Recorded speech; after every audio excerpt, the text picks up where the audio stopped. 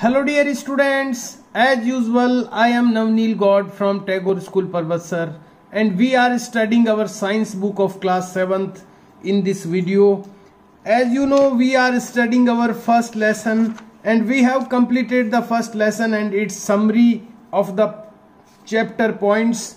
हम लोग कंप्लीट कर चुके हैं अपना फर्स्ट लेसन और इसके जो समरी पॉइंट हैं वो भी हम लोग स्टडी कर चुके हैं and I have given you these 5 question answers of NCERT text book exercise. ये जो एनसीईआरटी टेक्स्ट बुक एक्सरसाइज के 5 क्वेश्चंस थे ये भी मैं आपको दे चुका हूं अपने पिछले वीडियो में and I hope you have completed these question and answers in a good hand writing in your notebooks. और मैं आशा करता हूं कि आपने ये सभी 5 क्वेश्चंस अपनी नोटबुक में अच्छी हैंडराइटिंग में कर लिए होंगे और पिछले सैटरडे को शो भी किए होंगे. Now we have to start the next questions of this exercise. इस एक्सरसाइज के जो नेक्स्ट क्वेश्चंस हैं वो आज हमें करने हैं और उनमें से जो भी क्वेश्चंस हैं उनको कंप्लीट करने की कोशिश करेंगे हम लोग. Let's start the remaining questions of this exercise. आइए शुरू करते हैं इस एक्सरसाइज के बचे हुए क्वेश्चंस. आफ्टर दीज 5 क्वेश्चंस, इन 5 क्वेश्चंस के बाद में the 6th question is and before starting the questions I want to tell you it is the 11th video of this lesson.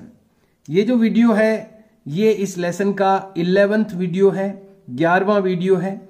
So mind in this, take this fact in mind. अपने mind में ये चीज रखें. It is 11th video, ये 11वां video है. Fill in the blanks, खाली स्थान भरिए. ग्रीन प्लांट्स आर कॉल्ड, हरे पौधे कहलाते हैं. ग्रीन प्लांट्स आर कॉल्ड, हरे पौधे कहलाते हैं. अब हरे पौधे क्या कहलाते हैं वो हमें यहां लिखना है, लेकिन किसके कारण से वो कहलाते हैं. सिंस यानी क्योंकि दे सिंथेसाइज, वे संश्लेषित करते हैं, सिंथेसाइज करते हैं देयर ओवन फूड, उनका स्वयं का भोजन. हरे पौधे अपना भोजन स्वयं बनाते हैं इसलिए उनको क्या कहते हैं, इसलिए उनको कहा जाता है ऑटोट्रॉफिक. उनको ऑटोट्रॉफिक कहा जाता है या ऑटोट्रॉफ्स भी कह सकते हैं हम. तो इन दोनों में से कुछ भी आप लिख सकते हैं. Green plants are called autotrophic. Green plants को ऑटोट्रॉफिक कहा जाता है क्योंकि सिंस यानी क्योंकि वे अपना फूड स्वयं सिंथेसाइज करते हैं, अपना फूड खुद संश्लेषित करते हैं. द क्वेश्चन नंबर बी, दूसरा क्वेश्चन है you have to write down all the sentence in your notebook. आपको ये पूरा सेंटेंस जो है, कंप्लीट जो सेंटेंस है वो अपनी नोटबुक में लिखना है और जो भी आप वर्ड इसमें फिल करेंगे उसके नीचे आपको अंडरलाइन करनी है. और हैंडराइटिंग का ध्यान रखें. और ये कंपलसरी नहीं है कि बुक में अगर कोई सेंटेंस 1 लाइन में है तो आपकी नोटबुक में भी वो 1 लाइन में ही आएगा, ऐसा नेसेसरी नहीं है. जितना स्पेस कोई भी सेंटेंस कवर करता है उतना स्पेस उसको देते हुए और एक अच्छी हैंडराइटिंग में आपको वर्क करना चाहिए, इसका ध्यान रखें. Question number B, The food synthesized.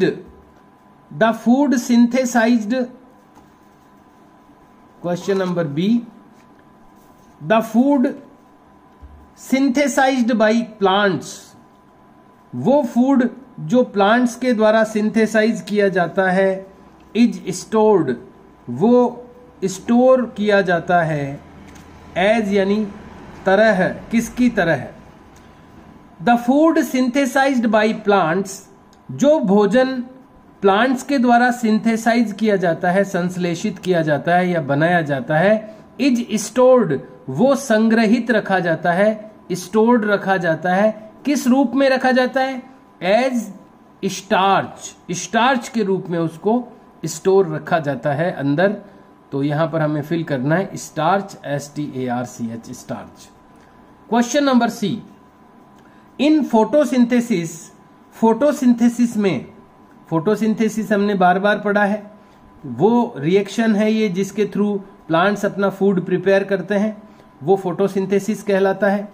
In photosynthesis, photosynthesis में सोलर एनर्जी यानी सौर ऊर्जा इज एब्जॉर्ब्ड, सौर ऊर्जा एब्जॉर्ब्ड यानी अवशोषित की जाती है बाय द पिगमेंट, एक पिगमेंट यानी वर्णक के द्वारा, वर्णक यानी एक कलर के द्वारा, पिगमेंट यानी होता है कोई कलर, जो ऐसा पदार्थ जो कलर पैदा करता है वो पिगमेंट कहलाता है। तो एक पिगमेंट के द्वारा सोलर एनर्जी को एब्जॉर्ब किया जाता है, सूर्य की ऊर्जा को एक रंग के द्वारा अवशोषित किया जाता है। कॉल्ड, उसको क्या कहते हैं? तो उसको कहते हैं क्लोरोफिल। हम लोगों ने पढ़ा है कि फोटोसिंथेसिस के लिए क्लोरोफिल नेसेसरी है, जरूरी है। तो वो क्लोरोफिल क्या होता है? हरा कलर होता है।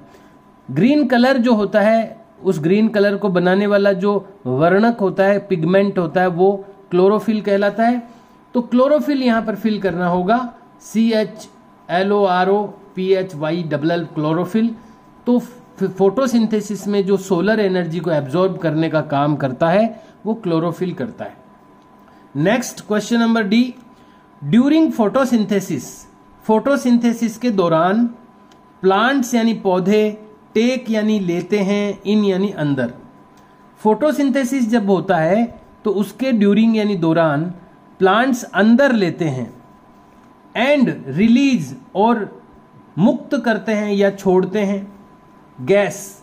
तो कौन सी गैस? तो टेक इन यानी अंदर लेते हैं, और कौन सी गैस रिलीज करते हैं? तो अंदर लेते हैं प्लांट्स कार्बन डाइऑक्साइड, और रिलीज क्या करते हैं? रिलीज करते हैं ऑक्सीजन गैस। तो ये दोनों चीजें आपको इसमें फिल करनी है। You have to do ABCD these 4 fill in the blank sentences. ये 4 जो सेंटेंस थे फिल इन द ब्लैंक से रिलेटेड, ये आपको करने हैं। Then you have to leave a blank line, उसके बाद आपको एक खाली लाइन छोड़नी है। Then you have to note down the question number 7, name the following, निम्नलिखित के नाम बताइए, नेम दीजिए इनके। क्वेश्चन नंबर 1, ए पैरासाइटिक प्लांट। देखो पैरासाइट किसको कहते हैं? हम लोगों ने पढ़ा है लेसन में, परिजीवी, हिंदी में इसको परिजीवी कहते हैं, जो किसी दूसरे प्लांट के ऊपर या किसी एनिमल के ऊपर अपना डिपेंड होते हैं, उन पर निर्भर होते हैं भोजन के लिए, और किसी दूसरे फूड, किसी प्लांट या एनिमल से अपना फूड लेते हैं, उसी पे रहते हैं और उसी से अपना भोजन लेते हैं। तो ऐसे जो प्लांट्स होते हैं या जो लिविंग बीइंग्स होते हैं, सजीव होते हैं, वो पैरासाइट कहलाते हैं। ए पैरासाइटिक प्लांट, अब यहां पर प्लांट की बात हो रही है, एनिमल की नहीं हो रही है। तो एक परिजीवी पौधा है ये, जो दूसरों पे रहता है, विद येलो, पीले, स्लेंडर यानी पतले, एंड ब्रांच्ड स्टेम, और शाखा युक्त इसका तना होता है। ये एक पैरासाइट है, यानी दूसरों पे डिपेंड होता है फूड के लिए। और कैसा होता है ये? पीले कलर का, पतली पतली शाखाएं और बहुत सारी शाखाएं रहती है इसमें, ब्रांच्ड होता है ये। तो ये कौन सा है? तो हम लोगों ने पढ़ा है, आपको अगर माइंड में आ रहा है तो आप सोचिए क्या है। तो ये होता है अमरबेल, जिसको हिंदी में हम कहते हैं कुसकुटा। कुसकुटा और अमरबेल, कुसकुटा या अमरबेल होता है ये, जो कि पैरासाइटिक प्लांट है, दूसरे प्लांट के ऊपर ये चढ़ जाता है और उसी से अपना फूड सक करता है, चूसता है। तो सेकंड क्वेश्चन है इसी का, इसमें भी हमें नेम बताना होगा। ए प्लांट, एक पौधा, दैट इज पार्शियली ऑटोट्रॉफिक, जो आंशिक रूप से ऑटोट्रॉफिक होता है, पूर्णतया ऑटोट्रॉफिक नहीं होता। पार्शियली यानी कुछ मात्रा में, आंशिक, आंशिक ऑटोट्रॉफिक होता है। ऑटोट्रॉफिक वो होते हैं जो पूर्णतया अपना भोजन स्वयं बनाते हैं। और पार्शियली ऑटोट्रॉफिक के बारे में भी हमने पढ़ा है लेसन में। जो कीड़े खाने वाले जानवर होते हैं, जो इंसेक्टिवोरस होते हैं, वो वैसे तो ऑटोट्रॉफिक होते हैं, यानी उनमें ग्रीन पिगमेंट भी होता है, क्लोरोफिल भी होता है, वो फोटोसिंथेसिस भी करते हैं। लेकिन नाइट्रोजन की पूर्ति के लिए वो इंसेक्ट्स को ईट करते हैं, कीड़ों को खाते हैं वो। तो वो पार्शियली ऑटोट्रॉफ कहलाते हैं, आंशिक रूप से ऑटोट्रॉफिक, क्योंकि वो पूर्णतया ऑटोट्रॉफिक नहीं है, वो दूसरे तरीके से, यानी उनका मोड ऑफ न्यूट्रिशन दूसरा भी है, इंसेक्ट्स को ईट भी करते हैं वो। तो इसलिए ये जो प्लांट अगर पूछे गए हैं कि जो पार्शली ऑटोट्रॉफिक होते हैं तो वो होते हैं इंसेक्टिवोरस, यानी कीट भक्षी, जो कीड़ों को खाने वाले पादप होते हैं। इंसेक्टिवोरस जो होते हैं वो पार्शली ऑटोट्रॉफिक कहलाते हैं। क्वेश्चन नंबर 3, द पोर्स, पोर का मतलब होता है छेद, द पोर्स थ्रू विच, वे छेद जिनमें से लीव्स यानी पत्तियां एक्सचेंज यानी आदान प्रदान करती है गैसेज यानी गैसों का। वो पत्तियां, वो छेद, पत्तियों में जो छेद होते हैं नीचे की तरफ, जो गैसों का एक्सचेंज करती है, आदान प्रदान करती है। तो हमने लेसन में पढ़ा है कि क्या नाम है उनका, छेदों को हम क्या कहते हैं, उनको स्टोमेटा कहते हैं, जिनके थ्रू जो लीव्स है वो कार्बन डाइऑक्साइड तो इनटेक करती है यानी अंदर लेती है, और ऑक्सीजन को बाहर इनहेल करती है, एक्सहेल करती है यानी बाहर भेजती है। तो ये होते हैं स्टोमेटा, STOMATA, स्टोमेटा, यानी वो छेद जिनसे गैसों का एक्सचेंज होता है, आदान प्रदान होता है, तो उनको हम स्टोमेटा कहते हैं। आफ्टर दीज 3 क्वेश्चंस, इन 3 क्वेश्चंस के बाद you have to leave 1 blank line, आपको एक ब्लैंक लाइन लीव करनी है। Then you have to note down the question number 8, tick the correct answer, सही आंसर को टिक करना है, राइट मार्क करना है। These are multiple choice questions, ये जो यहां पर टिक मार्क करने हैं इसमें आपको एक से ज्यादा ऑप्शंस मिलेंगे, उसमें से आपको 1 ऑप्शन चूज करते हुए टिक मार्क करना है। Question number A, कुस्कुटा is an example of, अभी अभी पढ़ा है हमने, कुस्कुटा जो है वो पैरासाइट होता है, ये पढ़ा है अभी अभी अपन ने, ये क्वेश्चन आ गया था अभी। कुस्कुटा इज एन एग्जाम्पल ऑफ, यहां पर ऑप्शन दिए गए हैं, ऑटोग्राफ, पैरासाइट, सेप्रोट्रॉफ या होस्ट। तो अभी अभी हमने पढ़ा है कि कुस्कुटा जो होता है वो पैरासाइट होता है, परिजीवी होता है, दूसरों के ऊपर डिपेंड होता है फूड के लिए। तो यहां पर पैरासाइट का जो ऑप्शन है वो करेक्ट है, तो हमें इस पर टिक मार्क कर देना है। You have to write down the 4 options, all the 4 options in your notebook and make a tick mark on the right option. सारे ऑप्शन आपको लिखने हैं और उसमें से एक ऑप्शन पर आपको टिक मार्क करना है।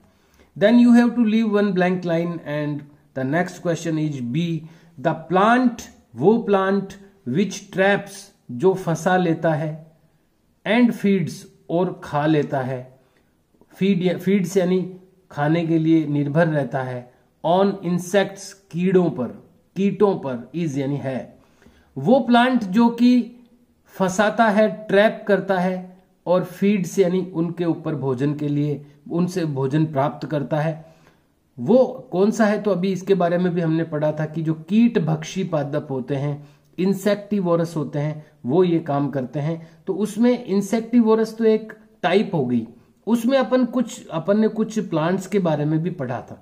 तो वो कौन से प्लांट है, कुस्कुटा तो इंसेक्टिवोरस नहीं है, चाइना रोज भी नहीं है, रोज यानी गुलाब भी नहीं है, पिचर प्लांट जो घट पादप है, हमने पढ़ा था कि उसमें पिचर लाइक स्ट्रक्चर्स होती है पत्तियों की, यानी घड़े जैसी संरचनाएं होती है।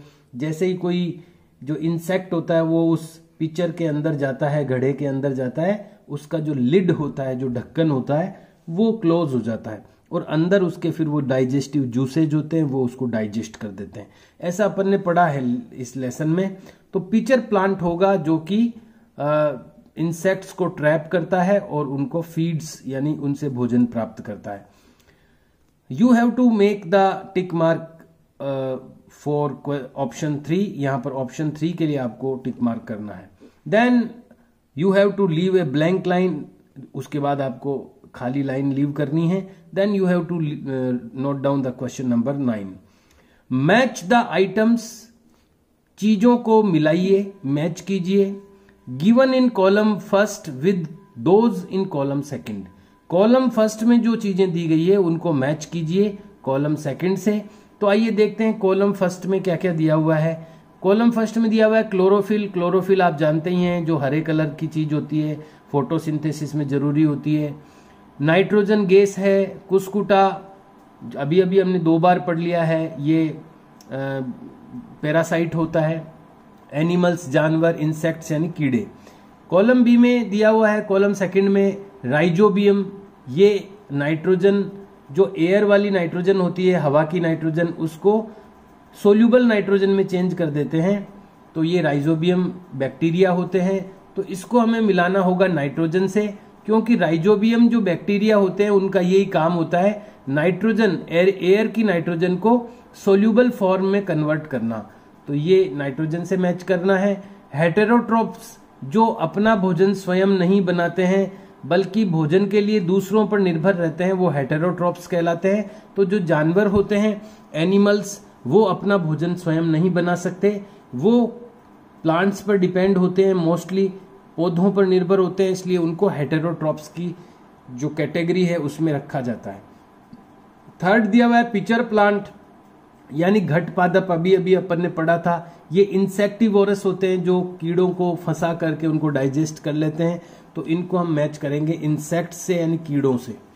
उसके बाद है लीफ यानी पत्ती। तो हम जानते हैं कि लीफ में ही क्या होता है, क्लोरोफिल होता है। तो लीफ को हम मैच करेंगे क्लोरोफिल से। और लास्ट में है पैरासाइट यानी परिजीवी। पैरासाइट कौन है, कुस्कुटा जो है वो पैरासाइट है।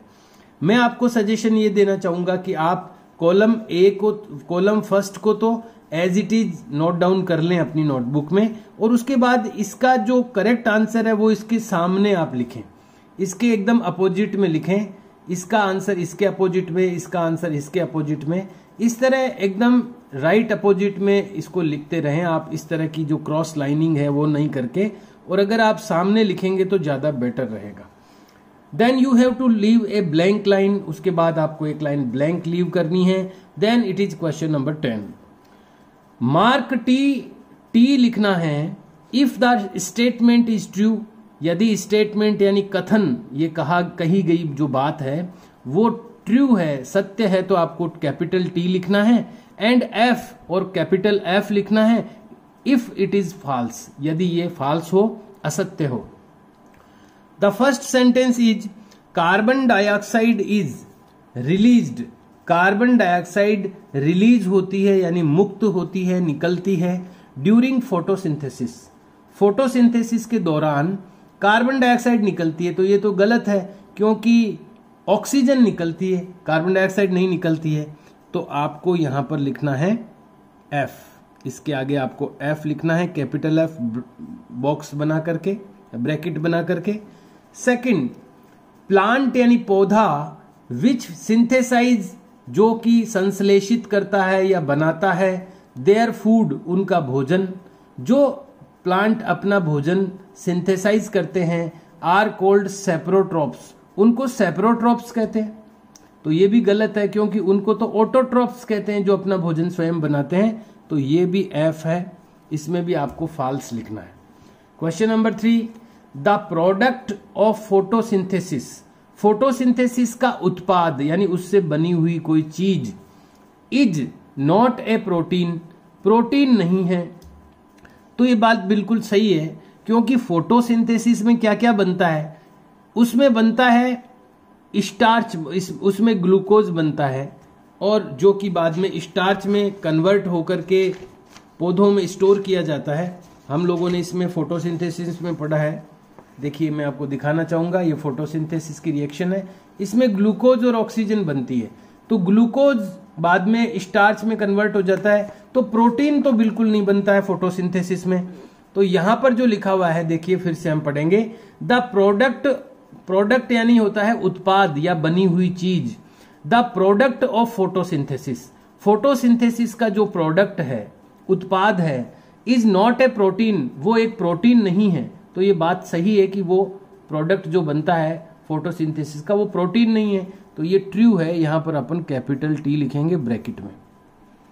नेक्स्ट इज, अगला है सोलर एनर्जी यानी सूर्य की ऊर्जा, सौर ऊर्जा, इज कन्वर्टेड, बदल जाती है, कन्वर्ट हो जाती है, इनटू केमिकल एनर्जी, रासायनिक ऊर्जा में, ड्यूरिंग फोटोसिंथेसिस, फोटोसिंथेसिस के दौरान। ये बोल रहा है कि सूर्य की ऊर्जा रासायनिक ऊर्जा में बदल जाती है फोटोसिंथेसिस के दौरान। तो ये बात भी बिल्कुल सही है, क्योंकि फोटोसिंथेसिस में सनलाइट काम आती है, सूर्य की ऊर्जा काम आती है, और उससे बनता क्या है, बाद में ग्लूकोज बनता है। और वो क्यों बनता है, इसमें केमिकल रिएक्शन होती है, रासायनिक क्रिया होती है और उसके कारण से ये ग्लूकोज बनता है, ऑक्सीजन बनती है। तो ये बिल्कुल ठीक है कि सोलर एनर्जी जो है वो केमिकल एनर्जी में कन्वर्ट हो जाती है, तो ये बात बिल्कुल सही है, इसलिए इसमें भी हमें कैपिटल टी लिखना है। In this way you have to do this question, इस तरह से आपको ये क्वेश्चन करना है। Then you have to leave a blank line, उसके बाद आपको एक ब्लैंक लाइन लीव करनी है। ध्यान रहे आप हैंडराइटिंग का बिल्कुल ध्यान रखें, एक एक वर्ड और एक एक लेटर आपका क्लियर दिखना चाहिए, नीट एंड क्लीन हो, और हर लेटर की जो शेप और साइज है वो एकदम प्रॉपर होनी चाहिए, एकदम सही होनी चाहिए। इस चीज का ध्यान रखते हुए लिखेंगे तो ये जो वर्क आप कर रहे हैं वो आपके भी काम आएगा, आप भी इससे लर्न कर पाएंगे टेस्ट के लिए, और टीचर को भी चेक करने में प्रॉब्लम नहीं होगी। अदरवाइज आपको भी प्रॉब्लम होगी और हमें भी प्रॉब्लम होगी, और दोनों के ही ये वर्क काम नहीं आएगा। इसलिए आप टाइम को बचाने के लिए ऐसी गलती ना करें कि आप अपनी हैंडराइटिंग को खराब कर दें। ऐसा अगर आप करेंगे तो हो सकता है थोड़ा बहुत टाइम आपका बच जाए, लेकिन ये जो सारा जो वर्क है आपका वो बिल्कुल वेस्ट हो जाएगा। इसलिए हैंडराइटिंग का बिल्कुल ध्यान रखें, हर एक वर्ड एकदम क्लियर, नीट एंड क्लीन दिखना चाहिए और साफ साफ समझ में आना चाहिए। Then you have to do the question number 11, उसके बाद में आपको करना है क्वेश्चन नंबर 11। इसके पहले आप एक लाइन ब्लैंक लीव कर दें। चूज द करेक्ट ऑप्शन, सही ऑप्शन को चुने फ्रॉम द फॉलोइंग, निम्न में से। यहां पर भी एमसीक्यू है, 3-4 ऑप्शन मिलेंगे आपको, उसमें से करेक्ट ऑप्शन को आपको चूज करना होगा। इसमें which part of the plant, यानी पौधे का कौन सा हिस्सा, टेक्स यानी लेता है, इन यानी अंदर, कार्बन डाइऑक्साइड, पौधे का कौन सा जो पार्ट है वो कार्बन डाइऑक्साइड को अंदर लेता है, फ्रॉम द एयर, हवा से, फॉर फोटोसिंथेसिस, फोटोसिंथेसिस के लिए। तो ये अभी हमने क्वेश्चन आंसर्स में भी हम स्टडी कर चुके हैं कि जो लीव्स होती है प्लांट की, उसके जो नीचे का हिस्सा, नीचे का जो पार्ट होता है, लोअर पार्ट होता है, उसमें छेद होते हैं, पोर्स होते हैं, जिनको स्टोमेटा कहा जाता है, और वहां से ही गैसों का एक्सचेंज होता है। जो कार्बन डाइऑक्साइड गैस है वो अंदर आती है, ऑक्सीजन रिलीज होती है वहां से। तो यहां पर ऑप्शन दिए हुए हैं, ऑप्शन 11 क्वेश्चन, ऑप्शन दिए हुए हैं रूट हेयर यानी जड़ों के बाल, दूसरे में लिखा हुआ है स्टोमेटा, थर्ड में लिखा हुआ है लीफ वेन्स यानी जो पत्तियों में नलियां होती है वो, और पेटल्स, ये पेटल्स यानी पत्तियां, फूलों की जो पंखुड़ियां होती है वो। तो ये इनमें से stomata is the right answer, ये स्टोमेटा जो है वो सही आंसर है। You have to tick for the stomata, यहां पर आपको स्टोमेटा के लिए टिक करना है, राइट मार्क करना है। Then you have to leave a blank line, then it is question number 12। Choose the correct option, सही ऑप्शन को चुने फ्रॉम द फॉलोइंग, निम्न में से। क्वेश्चन क्या है, प्लांट्स टेक कार्बन डाइऑक्साइड, पौधे लेते हैं carbon dioxide, from the atmosphere, वायुमंडल से, मेनली मुख्य रूप से, थ्रू देयर यानी उनके किस पार्ट से वो मेनली लेते हैं। वैसे तो अभी अभी ये क्वेश्चन ऊपर था, लेकिन यहां पर ऑप्शंस कुछ दूसरे दिए हुए हैं कि पौधे मेनली जो कार्बन डाइऑक्साइड लेते हैं वो मेनली किस पार्ट से लेते हैं। यहां जो ऑप्शन दिए हुए हैं, हालांकि क्वेश्चन एक ही है ऊपर और नीचे, लेकिन ऑप्शंस अलग अलग है। वहां हमने स्टोमेटा ऑप्शन को चूज किया था, यहां ऑप्शन में स्टोमेटा नहीं है। यहां पर रूट्स यानी जड़ें, स्टेम यानी तना, फ्लावर्स यानी फूल, और लीव्स यानी पत्तियां, तो पत्तियों में ही स्टोमेटा होते हैं। तो इन ऑप्शंस में से लीव्स का जो ऑप्शन है वो करेक्ट है, ये आपको टिक मार्क करना है। Then it is the question number 13। अब ये क्वेश्चन नंबर 13 है, इसका आंसर लिखना है आपको। वाई डू फार्मर्स ग्रो, क्यों फार्मर्स उगाते हैं, मैनी फ्रूट्स एंड वेजिटेबल्स, बहुत से फल और सब्जियां, क्रॉप्स यानी फसलें, क्यों किसान बहुत से फलों और सब्जियों की क्रॉप्स यानी फसलें उगाते हैं, inside large green houses, inside यानी अंदर बड़े हरे घरों में, ग्रीन हाउस क्या होते हैं? खेत में बड़े बड़े हरे कलर के तिरपाल जैसे कवर कर दिए जाते हैं, फसल के ऊपर ढक दिए जाते हैं हरे कलर के तिरपाल, और उनको ग्रीन हाउस कहते हैं। उसके कई फायदे हैं। तो यहां पर यही पूछा गया है कि किसान ग्रीन हाउस के अंदर क्यों उगाते हैं फसल, और इसको फ्रूट्स और वेजिटेबल्स की जो क्रॉप्स होती है वो उसके अंदर क्यों उगाते हैं। व्हाट आर द एडवांटेजेज, क्या फायदे हैं टू द फार्मर्स को, कि ग्रीन हाउस के अंदर क्यों उगाते हैं चीजों को, उसके क्या फायदे हैं। तो ये आंसर मैंने आपके लिए लिखा है, देखिए ये आपको इसमें लिखना है। इन ग्रीन हाउस में फार्मर्स कैन कंट्रोल, फार्मर्स यानी किसान, कैन कंट्रोल यानी कंट्रोल कर सकते हैं। किस चीज को कंट्रोल कर सकते हैं अंदर? द फैक्टर्स, उन कारणों को या कारकों को, which affect the production of crop, जो कि प्रभावित करते हैं फसल का उत्पादन। यानी ऐसे जो कारण होते हैं जो फसल के उत्पादन को प्रभावित करते हैं, क्रॉप के प्रोडक्शन को अफेक्ट करते हैं, उनको कंट्रोल कर सकते हैं किसान। तो वो कौन सी चीजें हैं जो फसल के उत्पादन को प्रभावित करती है और जिनको किसान कंट्रोल कर सकते हैं ग्रीन हाउस में? बाय ग्रोविंग द क्रॉप, फसल को उगाकर, they can give the ideal by growing the crop, यहां पर आप ऐड करना इन ग्रीन हाउस। फिर से बताता हूं यहां से, बाय ग्रोविंग द क्रॉप, फसल को उगाकर, इन ग्रीन हाउसेज, हरे ग्रीन हाउसेज में, they can give the ideal temperature, वे दे सकते हैं आदर्श तापमान, यानी जितना तापमान उस फसल के लिए जरूरी है उतना टेम्परेचर वो दे सकते हैं उस फसल को, एंड मॉइस्चर, और नमी भी दे सकते हैं उतनी।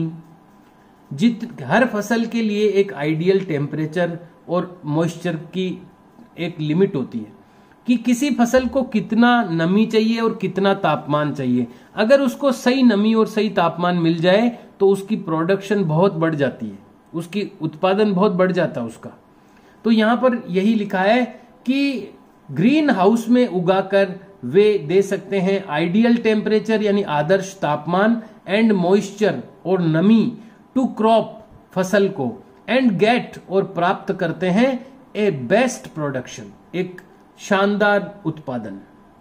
तो इसलिए वो ग्रीन हाउस में उगाते हैं क्रॉप्स को, क्योंकि वहां पर वो उस जो भी फसल उगा रहे हैं, जो भी क्रॉप वो ग्रो कर रहे हैं, उसको एक आइडियल टेम्परेचर और मॉइस्चर दे सकते हैं। वो इस चीज को कंट्रोल कर सकते हैं वो कि कितना मॉइस्चर और कितना टेम्परेचर मिलना चाहिए इस फसल को, उसको वो टेम्परेचर और मॉइस्चर को कंट्रोल कर सकते हैं और अच्छी फसल वो प्राप्त कर सकते हैं। So dear students, you have to write down this answer for question number 13. Question number 13 में आपको इसका आंसर इस तरह से लिखना है। Dear students, I think it is sufficient for today. मैं सोचता हूं आज के लिए इतना पर्याप्त है। इन द अदर हैंड, दूसरी तरफ, there are many other questions also in this lesson. अभी और भी क्वेश्चंस इस लेसन के बाकी हैं, ये मैं आपको दिखाना चाहूंगा। We can't finish today all the questions. सारे क्वेश्चंस को हम लोग फिनिश नहीं कर सकते हैं आज। देखिए अभी तो एक्सरसाइज दूसरी और शुरू होने वाली है इसी लेसन की, तो ये सारे क्वेश्चंस हम लोग फिनिश नहीं कर सकते। We will try to finish them in next turn. अगले जो टर्न में हम लोग इनको फिनिश करने की कोशिश करेंगे। I have given you today, आज मैंने आपको दे दिया है from question number 6 to question number 13। आज मैंने आपको क्वेश्चन नंबर 6 से लेकर के क्वेश्चन नंबर 13 तक दे दिया है। Do the written work in your notebooks for all these questions and their answers. ये जितने भी क्वेश्चन और आंसर मैंने आज आपको बताए हैं वो आप अपनी नोटबुक में करें। और जैसा कि मैंने पहले भी कहा है, हैंडराइटिंग का बहुत ही ध्यान रखें। एकदम जितनी सुंदर हैंडराइटिंग और जितनी नीट एंड क्लीन हैंडराइटिंग आपकी होगी उतना ही बेनिफिट टीचर्स को भी होगा और आपको भी होगा। सो बी अवेयर अबाउट दिस, इसलिए इसके लिए बहुत ही सावधान रहें। Okay dear students, we will meet in next video and will try to complete the all question and answers of this lesson. हम लोग अगले वीडियो में मिलेंगे और कोशिश करेंगे कि इसके सभी क्वेश्चन और आंसर्स को हम कंप्लीट करें. Have a nice day. See you and bye.